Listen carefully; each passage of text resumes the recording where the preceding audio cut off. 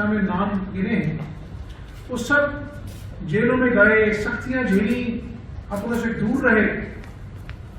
نواز شریف صاحب اپنی بیمار بیوی کو بستر مرگ پر چھوڑ کر واپس پاکستان آئے اور وہ اللہ تعالیٰ کو پیاری ہو گئی. آخری وقت میں تو ہر ایک خاوند کی خواہش ہوتی ہے کہ میں اپنی بیگم کے پاس ہوں. میری دائی جان کو یاد کرتے کرتے اس دنیا سے چلی گئی. اللہ کو پیاری ہو گیا, اللہ تعالیٰ کو کروٹ کروٹ جنت الفردوس جگہ عطا کی. ایک بیٹی جیل میں اپنی ماں کی تیمارداری کرنے سے محروم رہی. آخری دنوں میں شاید ماں کا چہرہ دیکھنا چاہتی تھی, وہ ماں سے بات کرنا چاہتی تھی, کوئی اپنے آخری نصیحت کرنا چاہتی تھی, وہ بیٹی اس سے محروم رہی. بھائی بہن صاحب, تو یہ بڑے تکلیف دہ بات ہے. میری سیاسی دانش میں آج پاکستان اور میرے پاکستانی بھائی بہنیں مشکل ترین وقت سے گزر رہے. آج میں روز اپنے اوپر کچھ وقت کی تاریخ کرتا ہوں کہ کسی کی ماں بیمار ہے, اس کو ماں کو دوائی دینے کے لیے پیسے نہیں. ماں جب گھر سے کراتی ہے تو اس کا کلیجہ پھٹتا ہے, لیکن اس کی بے بسی کا عالم ہے کہ وہ اپنے بھوکے بچوں کا پیٹ پالے, بجلی کے بل ادا کرے, اپنا کرایہ ادا کرے, اپنے گھر کی چیزیں بیچ کر لوگوں کے قرض اٹھائے جو اس نے لیے ہیں اپنے بچوں کا پیٹ پالنے کے لیے. آج 12 تاریخ میں پاکستانی قوم مشکل ترین وقت سے 21 اکتوبر کو جو ہمارے قائد محمد نواز شریف کی آمد کا دن ہے, ہمیں اس کو اس لحاظ سے یادگار بنانا چاہیے کہ جب بھی اس قائد کو موقع ملا ملک میں ترقی ہوئی. اس کی مثال آپ کے سامنے ہے کہ 1990 کی دہائی میں جب ساؤتھ ایسٹ ایشیا میں دور دور تک موٹر ویز کے کانسیپٹ نہیں تھے, اس شخص نے جو ہے وہ موٹر وے بنائی اور اس وقت کا جو صدر صاحب تھے انہوں نے اس کی مخالفت کی. لیکن آج آپ جانتے ہیں کہ کروڑوں لوگ اپنا جو ہے اس موٹر وے کا سفر کرتے ہیں, آرام سے سفر ہے. ہندوستان سے اس وقت مہمان آتے تو کہتے ہیں ہمارے ہندوستان میں اس کا کانسیپٹ نہیں ہے. اور مشرف دور میں جب یہ ڈپلائمنٹ ہوئی ہندوستان نے اور یہاں پر اپنا جو ہمارے تعلقات میں کشیدگی آ گئی تو وہاں پر F-16 جو ہے وہاں پر وہ لینڈ کیا کرتے تھے. اور جب یہ ہندوستان اور پاکستان کے حالات کشیدہ ہو گئے تو کون سی ایسی بات تھی جس میں انہوں نے اپنے سرحدوں پر فوجی تعینات کر دی, لیکن ان میں ہمت نہیں تھی کہ وہ ایک طرف ڈالر اسلام میں بھیک مانگنی پڑتی. اس وقت بھی قائد نواز شریف کو 5 ارب ڈالر کی آفر ہوئی کہ آپ ہندوستان کے مقابلے میں ایٹمی دھماکے نہ کریں. بڑا آسان تھا کسی کے لیے کہ وہ 5 ارب ڈالر لے لیتا اور کہتا کہ ٹھیک ہے جی, ہم کسی وجہ سے مسجد کی بنا پر ہم ایٹمی دھماکے نہیں کرتے. نواز شریف صاحب نے کہا کہ 5 ارب ڈالر آپ اپنے پاس رکھیں, جب پاکستان کی عزت اور غیرت کا معاملہ آئے گا تو ہندوستان اگر 5 دھماکے کرے گا, پاکستان 6 دھماکے کر کے اس کا نام بنے گا. نمبر 1 قومی سلامتی.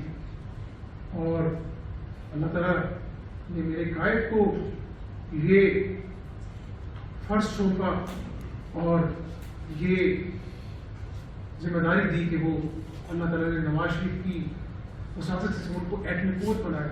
جب معیشت آج کل یہ کنونشنل وار کی دور نہیں ہے, معیشت جہاں پر اسٹرانگ ہے وہی ملک جو ہے وہ آگے ہے, وہی ملک جو ہے وہ اپنا انٹرنیشنل کمیونٹی میں اس کی اہمیت ہے, اسی کو لوگ سنتے ہیں, اسی کو لوگ اپنا جو ترجیح تاریخ کہاں جب لکھیں گے تو یہ لکھیں گے ضرور کہ ہم نے بے تحاشا اپنا جو سیاسی جو اپنا ہمارا ایک ساتھ تھی اس کو داؤ پہ لگا کے ہم نے مشکل فیصلے کر کے اس ملک کو ڈیفالٹ سے بچایا.